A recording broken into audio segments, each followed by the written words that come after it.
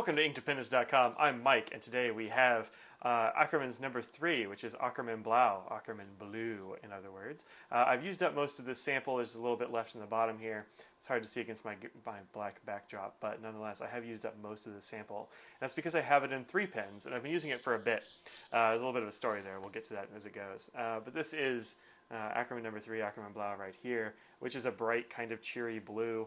Reminds me a bit of how Sailor Soughton looks, honestly, but I didn't like Soughton, and I think I may have to go back to it because I didn't like this one when I first put it in a pen either. The first pen that I put it in was my Sailor Progear, which has the hard medium nib, and it's a perfectly fine pen. I like using it quite a bit. I've had it for almost a year now. I think I got this one at the Raleigh Pen Show last year, and it's this pen right here. If you've probably seen Sailor Progears. I really love the look of the Progear. I do wish it was a bit bigger. I need like a King of the Pen size Progear, but this is their 21 karat, I want to say. Let me look at this one. Yeah, 21 karat nib. It's beautiful two-tone. I love the way it looks. I generally love the way it writes, but it is a pretty fine medium, and with this ink, it just flows inconsistently. You get kind of like weird line variation, not the good kind, but like you can see here where I wrote it. Let's see, focus in iPad. You can see here that like it petered out at the top of the G, and then by the time I got to the line, it was like blurp.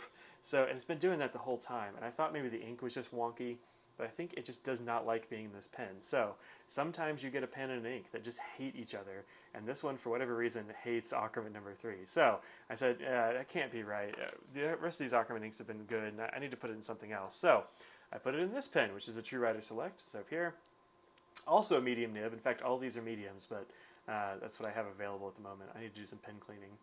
This is a beautiful pen. I reviewed it quite a while ago. Levenger sent it out to me for review, and I really love this pen. I didn't know what to expect from it, but what I've gotten is a great pen. So one of the best nibs, even though I mean it's a steel. A lot of people are like, oh, gold's the only good nib, but this steel nib, fantastic. One of my best nibs.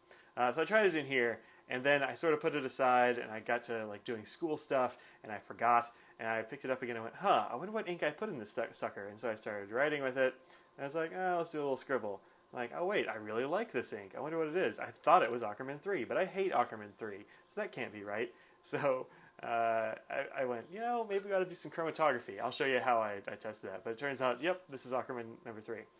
So while I was forgetting that, I decided to put in yet another pen. So I put in this, which is a Rotring Newton 600. If you're familiar with Rotrings, you'll be familiar with this pen, of course. This is the Newton version of the 600, which is one of the later manufacturers.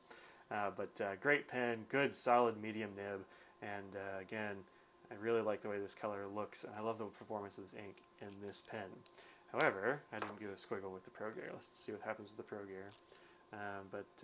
Yeah, there it is. It's okay. But you can see it's much thinner than these. The color is weak sauce. I don't know what it is, but it hates this pen. So don't put it in a Sailor is my advice. Anyway, so I tried this in several pens, and I'm almost out of the ink. You can see sort of there. Yeah, just little dribbles left. Anyway, there you go. Oh, shading and sheen. I should probably write that in. We'll write it in with the terrible performing Progear right now. Let's see, shading. Yeah, some shading. Sheen, as you can see here, no sheen on this ink at all. Nope, no sheen. It's always weird writing around a tripod. I gotta figure out how the pros do that stuff, but maybe they have one that leans over. I don't know. All right. Enough talking to myself. So there you go. Slightly dry, slightly thin. I think maybe that's why it doesn't get along with the Progear, which is already a little bit dry, but I don't know. All right. Here you can see I did 3 writing samples using the 3 different pens. Firstly the Progear, then the Levenger, and then the Rotring. And it works perfectly well in these other 2. So this is an ink that I don't have any real reservations with, except for with the Progear. I don't know what the deal is. But then here it is. I compared it to a few, and I didn't have much room left, so I only did 3. I'm not sure about what's going on with my Tolstoy here, because I've got that in this pen, which does tend to dry out a bit at the nib. I think the cap seal is not great or something strange, but it's much darker than I think it ought to be. So I'm going to put that in different pens, but nonetheless, I think this is more or less what Tolstoy is supposed to look like. American Blue, really dark, beautiful blue, and then Akkerman number 3, which is quite different. I actually have a whole bunch of inks sampled on this page, so this is one that I'll use also. I've got Shocking Blue up here, Akkerman number 5, which is a great, very cool ink. Omazaki C from Bung Box. Akkerman blue right there. Tolstoy sky blue, cross blue black, which is a really dark blue black. It's mostly black, I think. Yard of Lead blue black, which I'm really on the fence about. I got this from Anderson, and I really like the other Yard of Lead inks that I've used, but this one, I don't know. It might be the pen it's in again. Another little Akkerman sample. I believe this one's probably with the Progear, and this one's with something else. Barrier Reef blue, Copper Pheasant, Lawn Venue, Indigo, and this one, Private Reserve American Blue. Yeah, so the thing about American Blue is it's got a lot of sheen built in there. And so if you have it in a pen that dries out at all, you end up with all this like ridiculous sheen. You can kind of see the purpley sheen there, but you can't see the blue. So I put some new ink in there. That's a fresh blue. That's what it's supposed to look like. And then Saboku, which is a very cool blue. Anyway, so there we go. That's a whole bunch of comparisons. Let's get back to this page. All right. Let's try the water test right quick, see what happens. Got my trusty syringe. Still my favorite syringe. Give it a good smattering of water. There we go. All right. A lot of blue coming away. I'm not really thinking much will remain. We'll see what happens here. Let's mop this up. And, yeah, so a lot of blue here. A little bit of black and stuff, but that's other things. It's from a different place. So, yeah, lots of blue smearing around. Not at all water resistant, I wouldn't say. Although, I am seeing kind of what I expected to see, which is that in here, you see like a lavender undertone was left over once the blue has been wiped away. So you will get some stuff left over. So let's look at the chromatography right quick. And here is the chromatography. There we go. So you can see down here at the bottom where it started out, lots of like a nice lavender and then nothing, and then the blue just kind of kept going up the page. And when I wanted to see if I had the same blue in both of those pens, I went ahead and did chromatography in both of them. This is a Levenger pen, didn't know what was in it. Definitely the same ink, right? So chromatography, science to the rescue. All right.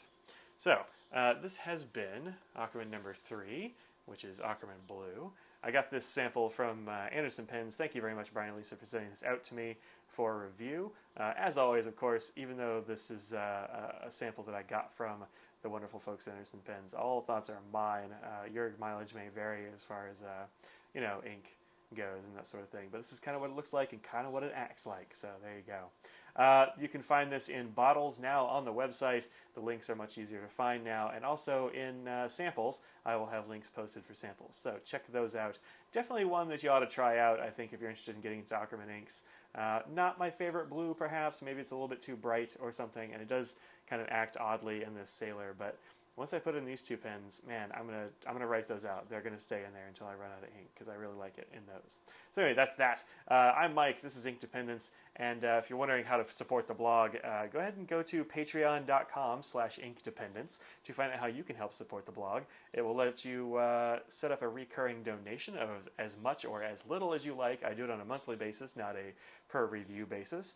So that's it. It'll be per month. And you can do $1 or you can do $500. Do what your heart compels you.